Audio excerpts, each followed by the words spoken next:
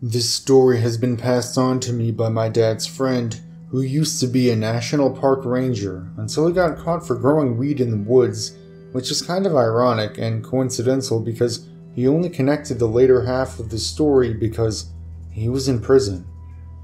This happened in Victoria, Australia. They'd been advised by both local and federal police to report any strange vehicles and or people doing their job. They had not been told why, just told to report anything strange. It was about 6 months later, a hiking group comes across the remains of a little boy in a shallow grave near to a half-beaten trail. One of the guys went to take a piss and just about pissed on the boy's red raincoat. They said he was in pieces, an arm here, a leg there. They later found out the body was that of a 5-year-old boy who had gone missing from the front yard of his parents' inner Sydney suburb. Law enforcement knew it was foul play and originally thought the boy's father and mother's ex were the culprits, mainly due to a pretty bad divorce where they fought over custody.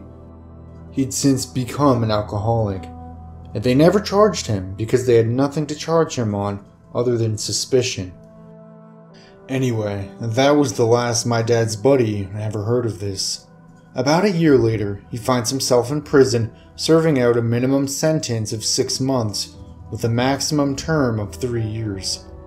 He gets released after 6 for being a good boy, and because he's never had prior convictions, and as far as they could tell, he was never selling the dope, just growing it for himself and his friends. Our weed laws are pretty relaxed unless you're dealing. While in prison, he makes a few buddies, one of which warns him that he shouldn't let his wife or daughter use Facebook because that's how the pedos target little kids. They pay people on the inside, mainly in places like India, shitloads of money to hand over the information on kids they fancy. They don't tell them why they want the info, and the employees usually just think it's some marketing thing, trying to target users. Said he'd be shocked how much information these people have on you. Literally, databases of your entire family, friends, places you've been, where you work, etc.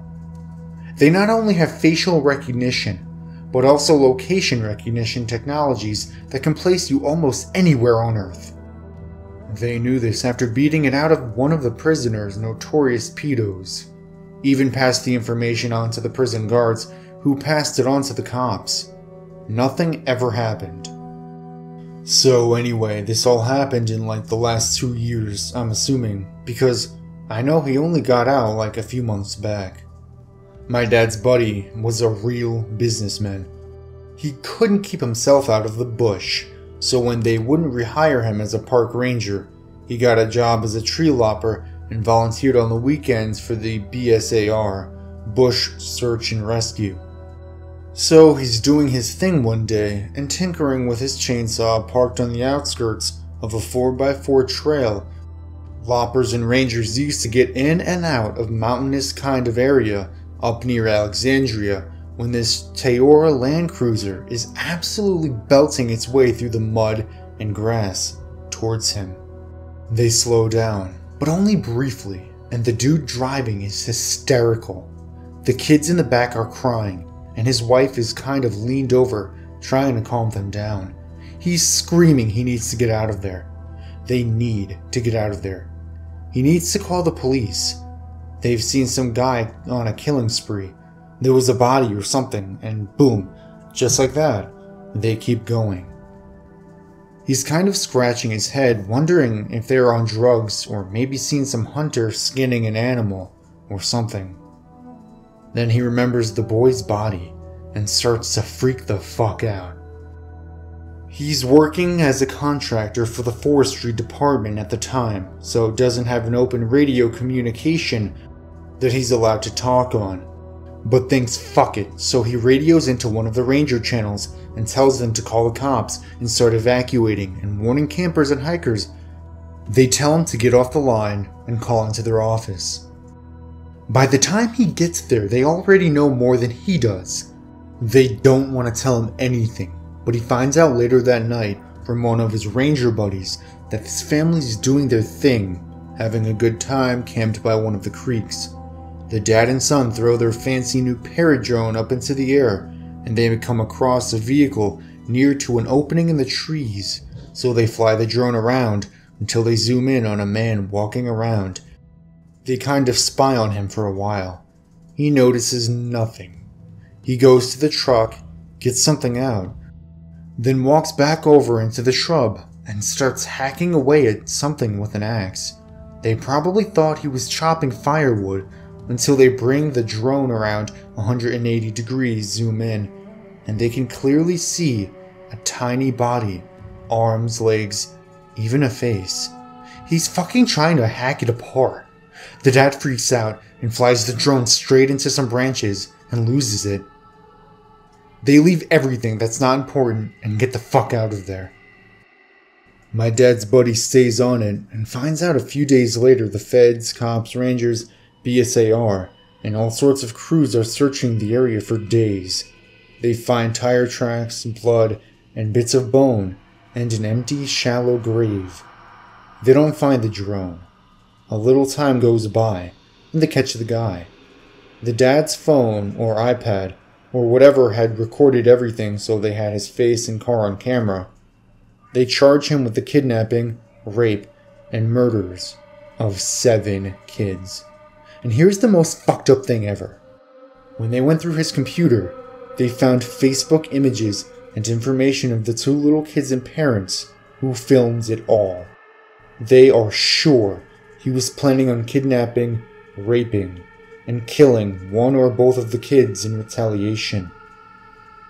They had anonymous emails from unknown contacts who he'd paid in Bitcoin transactions to get all of the information he wanted. And most, if not all of it, was from Facebook. Cops couldn't figure out how. He'd gotten their mobile phone's Wi-Fi details from the paradrone, passed those on to one of his hacker contacts who made the connection with one of the parents' Facebook's account. From there, the anonymous Facebook insider had a field day. Be careful what you put on Facebook. I was about 14 or 15 years old and living in my parents' mobile home in Southern California. We lived in a quiet beach town where everyone knew each other and nothing ever happened. Anyway, it was a school night about 11 p.m., so I was laying in bed waiting to fall asleep. In those days, I had a loft bed, which looks like a bunk bed except instead of a bottom bunk, there was a desk which had my computer and TV and stuff on it. It was getting close to summer, so I had my window open to let in the cool air. I was just about to fall asleep when my screen fell off my windowsill and crashed onto my bedroom floor. Now, this still isn't a strange occurrence because I would often come home and leave through my bedroom window, so the screen did not fit perfectly in place due to me taking it off so regularly, so it would periodically fall off. But it did startle me and got my blood flowing. So I rolled over in bed and looked up at the ceiling and thought I would just put it back on in the morning. Then the pungent, sickly sweet odor wafted up into my face. I couldn't exactly put my finger on what the smell was, but I thought it was very strange and I should maybe check it out. But slowly, because I was tired and it was most likely a raccoon that had died under the house, it wouldn't be the first time. So I rubbed the sleep out of my eyes, sat up in bed, and let my legs hang off of the side. My heart jumped up into my throat as I saw a large tattooed arm reach through my window and feel around on the floor in my bedroom. The guy grabbed the screen and slowly, quietly pulled it out the window. At this point, I was freaked the fuck out and my adrenaline had kicked in at levels my prepubescent body had never before experienced. My eyes started to water. I stopped breathing and time stopped. I thought it could have only been some crazy crackhead coming to kill us and steal all our valuables. Seconds ticked by, and I sat there in my bed, not 2 feet above the window the arm just shot through.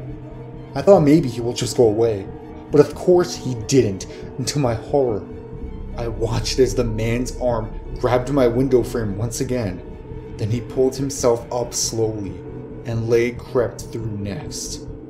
It was silent, and had I been asleep, this mountain of a man would have come into my room without a sound, and we never would have known he was there. But I was not asleep.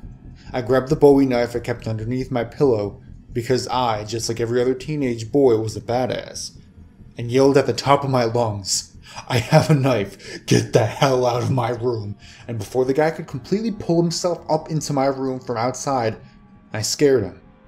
He lost his footing and fell backwards out my window and into a rosemary bushes outside, cussing and spitting. I remember yelling out for my dad and saying something along the lines of, "Dad, somebody's breaking in." And he was at my bedside faster than I could get the words out. He looked out the window, told me to stay there, and jumped out the window after this smelly fucking ogre. He never did find that guy, but police came and looked, and eventually they decided it was a drunk homeless guy who was desperate and looking for a place to sleep and maybe some free food and stuff to pawn. So we locked up the house, fixed my window, and went back to bed a couple hours later. I didn't sleep at all that night. That was an incredibly traumatic experience for me, being that I was essentially the person who had to confront a home invader. But that wasn't the scary part. What's truly horrifying is a couple days later, we found a makeshift home underneath our house with a sleeping bag, water, extra clothes, and a big hatchet. This guy had been living underneath our house for God knows how long, without anybody knowing he was there. I believe he chose to come in through my window, because it was the only room in the house that was open to the outside that you could not see a person sleeping in it unless you were standing in the room. I still think to this day, the dude had planned on robbing us, cased the house, and chose my room as his entry point because he could get in quietly so he wouldn't wake anybody up. He then built his home under our house and waited for his opportunity. Then when I left my window open, he decided to strike. I've had dozens of crazy things happen to me in my life, but that series of events that unfolded was easily one of the most fucked up things that's ever happened to me, and it really opened my eyes to the fact that crazy fucked up things do happen to normal people, and you should always hope for the best, but plan for the worst. So, I guess it's been about 9 years or so now, which seems pretty unbelievable to me. It's such a vivid memory that it almost seems fresh. But I think that may also be because I've repeated it so many times by now that I pretty much have an entire monologue memorized, recounting what I experienced. Seems pretty weird to say, but I was definitely lucky. Well, luckier than most, I should say. I knew some kids that saw a lot more of what happened that day than I did. In my opinion, I've pretty much moved on from the shooting, and haven't really suffered from any long-term emotional scars. But a few of those guys ended up pretty fucked up from it all. I knew one girl who was super outgoing and smart before the shooting. She ended up dropping out of school our junior year because of a heroin problem, or, well, that's the rumor at least. A few years ago, my sister found out that she had killed herself while spending time at rehab, leaving her 2 small kids with only their elderly grandparents left to raise them. It's sad to imagine what she would have been had that not happened to us. And unfortunately, a seemingly large part of my former classmates have also struggled, some with severe emotional problems and depression, which resulted from that day. Anyway, I guess I'll just start this off like I always do. I remember it being one of the last few weeks of my freshman year. It was cloudy, as it often is during the springtime in Oregon. What I remember thinking, what was initially odd about that day, is that it seemed much too warm for the sun to be hidden behind such a thick layer of clouds. It was hot, sticky, humid, and overall extremely uncomfortable. The high temperature had forced almost all the students and teachers to the courtyard during passing time, 10 minutes between classes, in order to achieve some temporary relief from the stuffy, non-air-conditioned classrooms we were stuck in all morning. I have 2 sisters. One is a year younger and still in middle school at the time. My older sister was a sophomore, but happened to be home with the stomach flu that entire week. It was a Friday, and I remember everyone was really looking forward to our long Memorial Day weekend. My parents were supposed to take my sisters and I for a weekend at a nearby resort town, which is a popular thing to do among our community. I spent the time before school making plans with friends and chatting about the various 15-year-old shenanigans we would partake in. To say that our weekend plans had changed would be an understatement. I had PE first period that quarter, and we spent that time playing flag football out on the stadium turf behind the school. Since I had a free second, I volunteered to take the equipment back to the supply closet in the upstairs gym, while everyone else went to the locker rooms to get ready for the next class. We had 2 gyms and locker rooms on the west side of the school, and a large enclosed courtroom separating them from the other classrooms and administration office. I had finished putting the cones, pennies, and whatnot in their places and headed downstairs in the locker room, deciding to leave the supply closet open for the next gym period, which has turned out to be the single best decision I have made in my entire life. I had nearly gotten to the bathroom of the stairs when I heard a loud...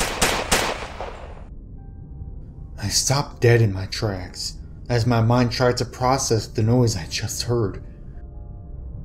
My confusion turned to horror as I heard the screams and saw everyone left on the west side of campus sprinting down the hallways and through the closest doors and slamming them shut. I turned running back upstairs as fast as I could and heard 5 more gunshots by the time I got to the supply closet and shut the door behind me. All I could do was sit in the corner and bury my head into my knees, sobbing. I heard 3 more scattered gunshots, and then nothing. Nothing for what felt like an eternity. I can't even begin to describe how slow time was passing. I had absolutely no sense of time because my cell phone was still downstairs in the girls' locker room, and there was no way in hell I was leaving the safe blackness of the supply closet. The worst part about hiding in the supply closet was not being able to talk to my mom and let her know I was okay. I just sat there, praying and thanking any God who would listen to me that my sister was safe at home. I would have driven myself insane with worry if I was stuck alone in the closet and not know whether or not my sister was okay. I sat and waited for what was either going to be my safety or my death. It seemed like hours before I heard the footsteps. There is no way to describe the feeling of being alone in total darkness, overwhelmed with fear. All of a sudden, I didn't feel like I was completely alone.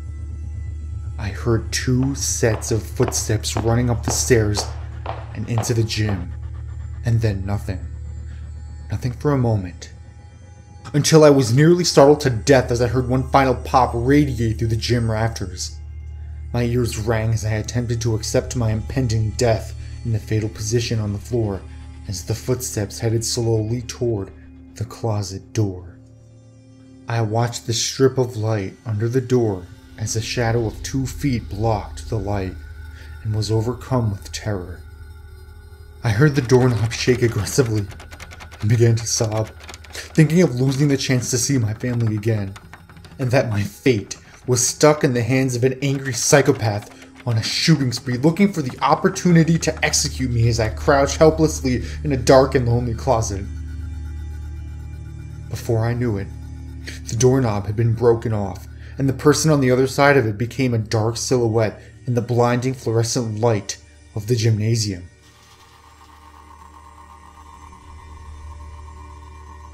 The next few moments are the most vague in my memory, as a member of the SWAT team pulled me to my feet and ran with me by his side.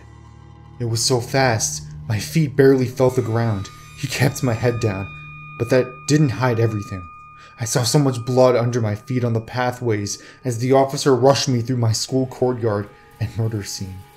I didn't know him, but I had heard of him from my sister. He was a junior at the time and a very depressed and bitter boy. I guess he had few friends, if any, and always seemed to have a temper. She witnessed him throw desks and have huge tantrums in class when he didn't understand the material, and even once throwing a punch at a campus security guard who was trying to calm him down one time.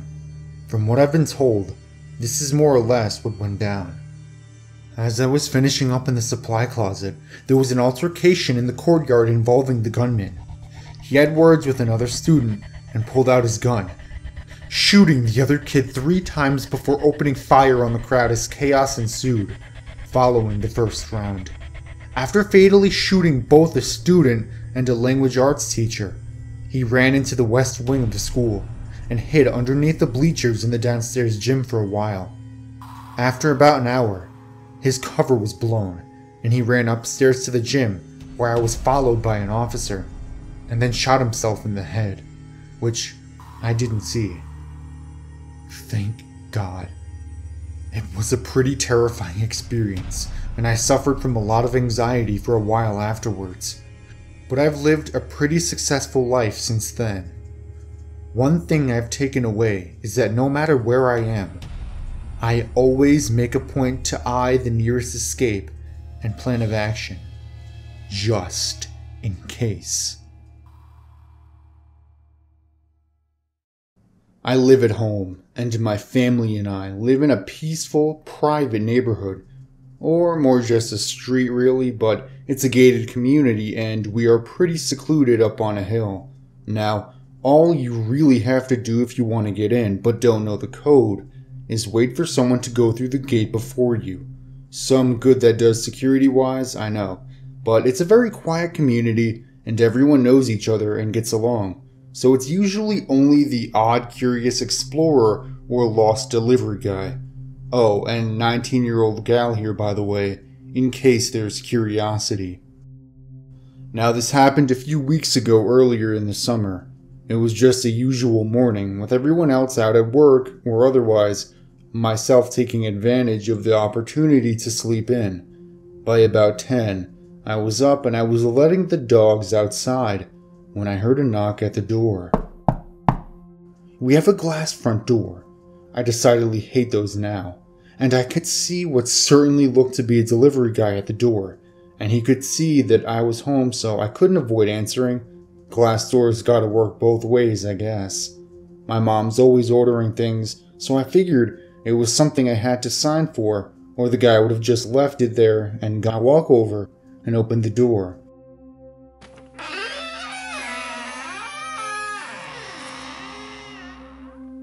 More concerned with the fact that I very obviously had just rolled out of bed more than anything else. There in the doorway is a skinny white guy of about 30 with sandyish hair wearing a brown uniform, collared work shirt, and matching brown pants, like UPS. However, I noticed there's no logo on the shirt. In fact, no letters, name, or writing whatsoever anywhere. Which was weird enough. By that point, I've actually focused in on the guy himself, and that's when it got weird.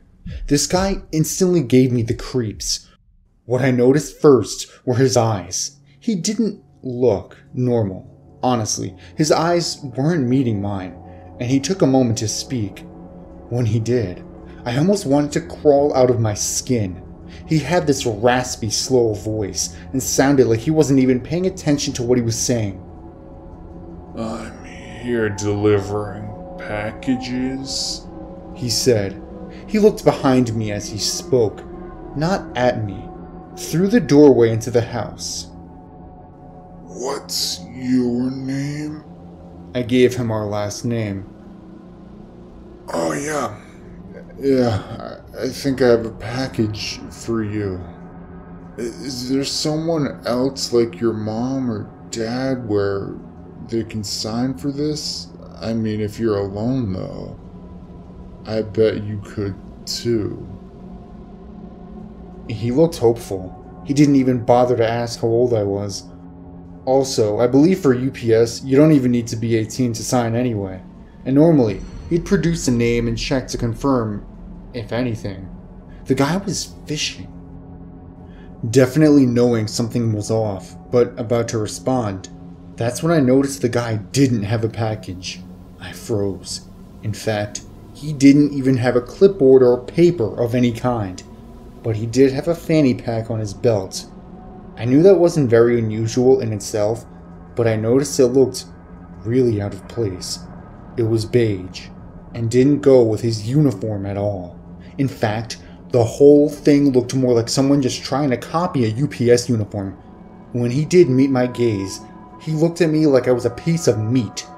Before he could notice me hesitate, I said, "Oh, yeah, my parents are both just asleep.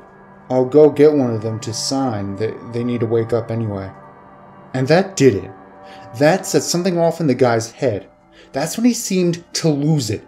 He started mumbling incoherently, muttering something like, I've made a mistake. This is the wrong house." And stopped making eye contact completely. He was pacing a bit, as if fighting some internal battle over whether or not to stay. He completely dropped the act by now, and we both knew his story was totally unbelievable. He didn't seem to care. He started walking away, and I slammed the door and locked it. Then, feeling a bit safer, I watched through the window as he ran out to the street, where I noticed a large, white, unmarked van. One of the ones with two big doors in the back with no windows on the sides. I wanted to get all the information I could about this guy, so as he books it down the street, I look at the van and get a chill. There's no plates. This was creepy enough, but the worst of it actually came after. I called my dad and told him about the creep. He said to lock all the doors until he got home. Once he did, I gave him a full description, and my dad looked really worried, and I wasn't sure why. I mean, I hadn't been hurt, and the guy was gone, so the threat was over, right? As I said earlier, most of our neighbors are very close family friends. My dad emailed them all a description of what had happened. I went about the day until dinner time came, when he told me he had something to tell me. He and my mom hadn't told me before, so as to not freak me out. Apparently, a few months previously, the neighbors directly next to us also had an incident. They have two teenage girls, one a few years younger than myself. The youngest one had been home alone one day by the pool when she looked inside and saw someone walking inside their house. Terrified, she had apparently gone around the side of the house into her room and hid, and called either the cops, her parents, or both, not sure of all the details, and waited while she saw this man walking around in the house. There are actually windows in some of the walls in the interior of the house, so she could see from her room into the kitchen and family room and elsewhere. He walked around, opening doors and looking in, but apparently there was money and jewelry laying around that he could have easily taken. That wasn't what he was looking for. She ended up hiding out of sight until she heard the front door close and went out to check if he'd gone. She saw him drive away in the car he left in. It was her mother who had replied to my dad's email. She gave a description of the man who had entered their home. He had been white, wearing a brown uniform, and drove off in a white van. Had I known about it before, I don't know if I'd still have been able to be so calm about the guy talking to me at the door. We filed a report that day. The cop came to our house and seemed convinced it was a would-be robber. I don't think so. Something was up with that guy. He was too socially awkward. He seemed like he didn't know how or didn't care to interact with other people. He looked way too pleased when I answered the door, and when he saw the empty house inside, and he'd walked right past valuables laying out in the open when he'd entered the neighbor's house. And who knows what things could have been in that fanny pack. I truly believe there are some people out there who are just not right. I'm so glad I didn't let him know I was home alone.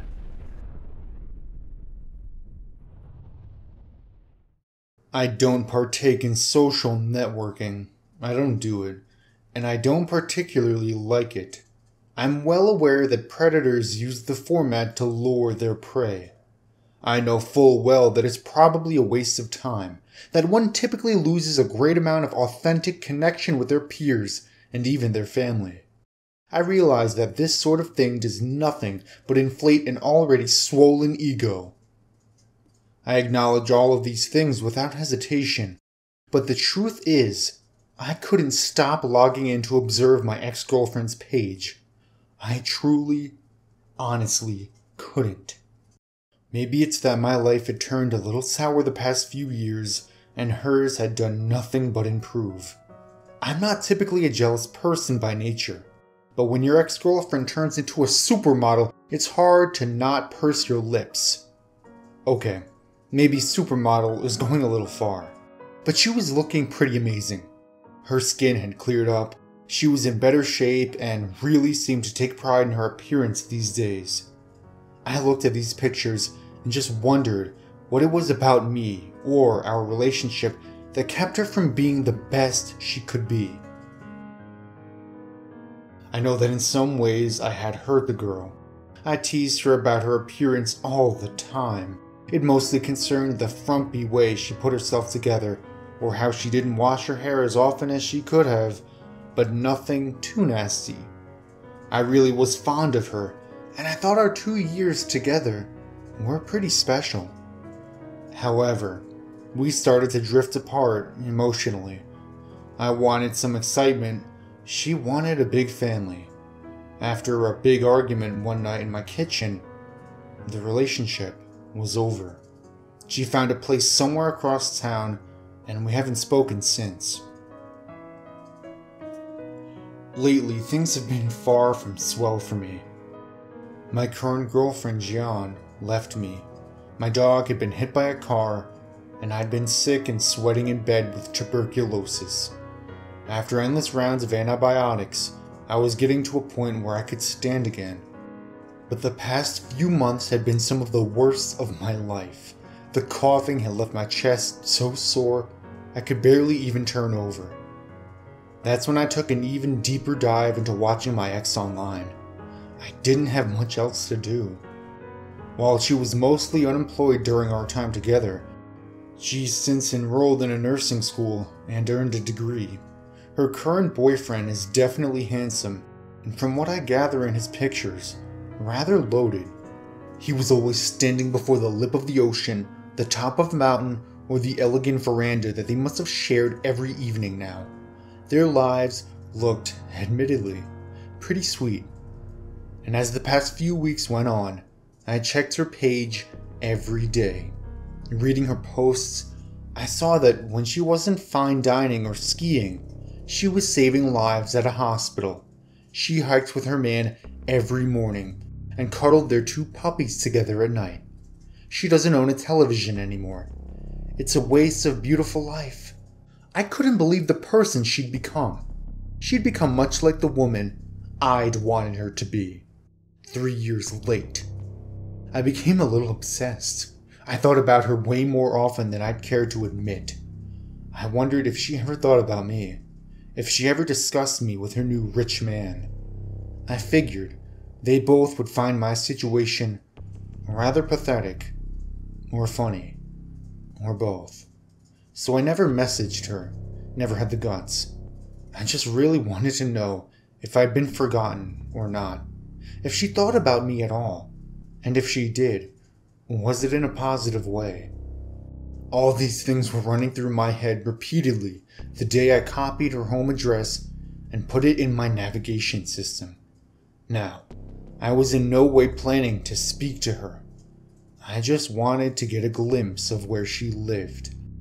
And I'll also admit that I had a faint hope that she would be outdoors so I could catch a glimpse of her in person as I drove by.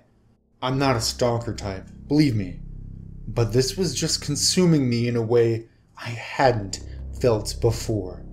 I needed something more than a goddamn Facebook page. I pulled past the home I was directed to and found myself stopping a couple of houses down. I pulled over and watched the house in my rearview mirror for about 45 minutes. I know, it's a long time, but she did come out.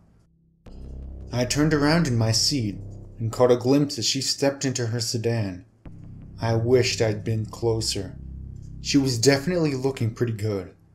It made me heat up a little inside. One part nerves, the other attraction. Without realizing it, my hand had pulled open the car door and my feet were carrying me down the sidewalk. I believed my plan was to very briefly scope the place out and then I'd be back home. What I did, in reality, was quite different. After seeing that the house was very still and most likely empty at this hour of the afternoon, I headed to the backyard, just for a peek. It was plain, boring, not much to see there, so I turned to the back of the home and saw that it was only covered with a screen door. The main one was left open. I walked a little closer and squinted. The house looked empty from where I was. I saw no furniture, wall hangings, or anything of the sort. This discovery brought me closer to the door, guided my grip to the handle. I so very carefully pulled it open and stepped inside. The house was definitely empty. It was dusty and stale. There were no dogs or lovely verandas around here. I was beyond confused. I made my way very quietly to the main living area and found a mattress on the center of the floor, covered in rustled sheets and blankets. On the pillow was a laptop cord reaching from the wall. I began to shake, to tremble for reasons I just hadn't expected. I approached the computer and pried it open, illuminating the screen. It was my Facebook page. As this fact registered, I started to feel queasy, like my illness was back in full force. I read over my last wall posts. They were all old. I hadn't made a post in months. The first one was referring to my last girlfriend, Jean. My girlfriend is starting to love my dog more than me. The next was a picture of my busted knee from last year. I'd fallen playing hockey with friends and then posted that from the hospital. That's when everything started to make itself clear. I scanned through all of her own Facebook photos. There were no pictures of her with anyone else, just pictures of other people she stuck throughout her collection. Everyone who posts on her page is from her hometown 300 miles away. I began to wonder if she'd ever been to nursing school when I saw a white uniform hanging from a ceiling fan in the other room. Questioning everything, I paused in the still house and thought long and hard. I remembered a conversation she and I had about medical science. She was so interested in how diseases progressed, which are the most silent killers, which are the most painful, and how they can be transmitted to humans. I felt adrenaline start to course my veins and sweat gather above my lip. I remembered the experiments with frogs and turtles she practiced as a kid. My mouth was watering, and my stomach was churning as I ran toward her refrigerator. I swung open the door to the chatter of glass vials ticking against each other. I started choking back vomit as I read the labels and dates. Hep C, 7/19/13. Hep B, 1/30/13. Tuberculosis, 2/22/13. Taped to the inside of the fridge was a list of all my doctor's appointments for surgery, follow-ups, and physical therapy. I finally vomited all over the kitchen floor, taking in deep gulps of breath with tears filling my eyes. I realized who ran over my dog.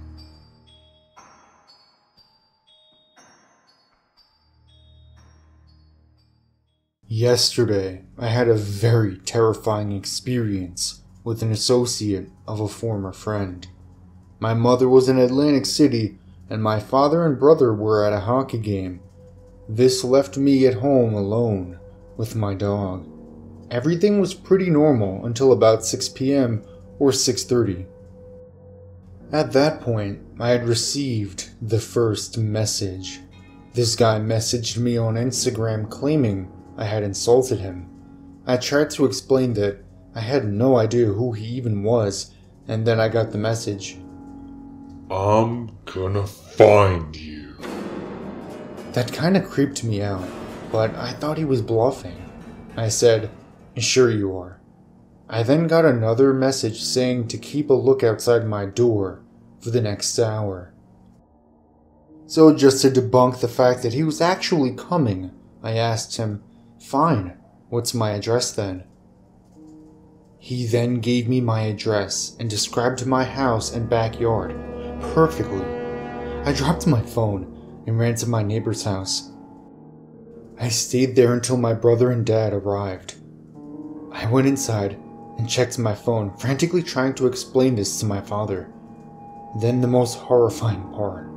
At 7:03, I received a message which simply said, "The home of Bio Ninja Games," with an image of this guy outside my fucking house.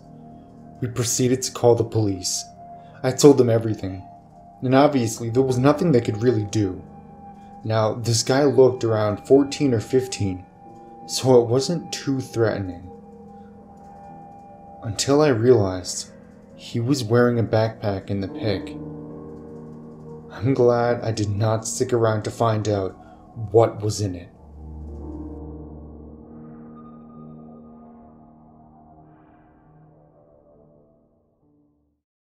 My sister and I were left home alone for the night because our parents were attending the graduation party of one of my brother's friends.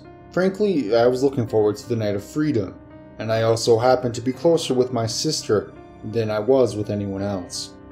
After they left, we watched a movie and played some games. I was only about 11 at the time, and she was 15, so my judgment varied from hers greatly. It was around 10 when both of us noticed a flashing of lights on the wall across from us. This shimmering was clearly coming from the front door, which was mostly made up of a window that allowed all light to pass through. She was a bit unsettled, because we lived in a remote area and seldom had visitors. I had no sense of threat since I was too young, and told her I would check it out. When I went to peer out of the front door, I saw a cluster of maybe 3 cars making their way around the loop we had in front of our house. To be clear, this wasn't shared with other houses. In fact, we didn't live in a neighborhood. It was a private drive. I figured they were probably just lost and turning around as the cars left abruptly. I explained the situation to my sister, and at first, she was worried, but as some time passed, she seemed to shrug it off a bit. We finished watching TV and were beginning to clean up around our house when we heard the knob on the entrance door via the garage being fiddled with. It was a bit faint and could have been an animal, which did happen a lot. I didn't worry too much, but my sister continued to grow skeptical. This struggling with the knob went on for a minute or so and was accompanied by some jingling and started to sound like something was being stuck in the keyhole. It subsided and then was finished with a firm pound on the door as we heard it echo throughout the house. As someone who was still rather ignorant of danger, I became scared, and my sister looked to me as we were in silence. We paused for about 5 seconds out of shock, and before we could make any movements, we heard the door from our basement open and slam shut. Our basement staircase was across the house, and there was no way one single person could have covered the distance in that time. Using a separate staircase, we crept upstairs with haste. Both of us ran to my sister's room, and we hid in her closet. Once in there, we got on the phone with our parents and informed them. They notified the police and informed us to stay put. In her closet, we fumbled through the dark to grab items that we could use to defend ourselves with. She grabbed her snowboard, which had a sharp metal edge on the end, and I could find nothing better than a sturdy hanger. Both of us breathing heavily, we soon noticed something outgrow the sound of our breaths. We heard footsteps resonate and increase in volume as they clearly came closer and closer to her room. Right as the steps came to a stop, we looked at each other in terror because we knew that this person was now in the room. From under the closet, we saw light pierce through the crack as the switch was flicked. The person walked around the room and began moving stuff as we could hear from behind the door. The rummaging stopped and the footsteps returned. They were distinctly growing much louder, and two shadows formed beneath the crack of light under the door where his feet had prevented light from coming through. The noise I will never forget is when the knob on the closet door began to turn. It was met with a stiff halt as we locked it shut. It was odd. No doors in our house had locks but that one, and thank God it did. He jiggled it a bit, but gave up after a few shakes. His footsteps grew more distant and soon faded. After about 10 minutes, my sister and I started to feel safe as we no longer heard any sounds. She explained to me that the distance from the closet to the window that allowed us on the roof was only about 5 feet. We mustered up the courage and darted for the roof. Once up there, we felt much safer as no one would ever check up there. We waited for about 15 minutes and the cops soon came. They arrived and we got back into the house. It was as if we were returning to a completely different house. Everything had been trashed and ransacked. The aftermath left us with stolen jewelry, a mess in our house, and an experience I'll never forget. We're just lucky the intruder wasn't able to break down the 1-inch wooden barrier that separated us from him, and I can't imagine what he would have done if he did.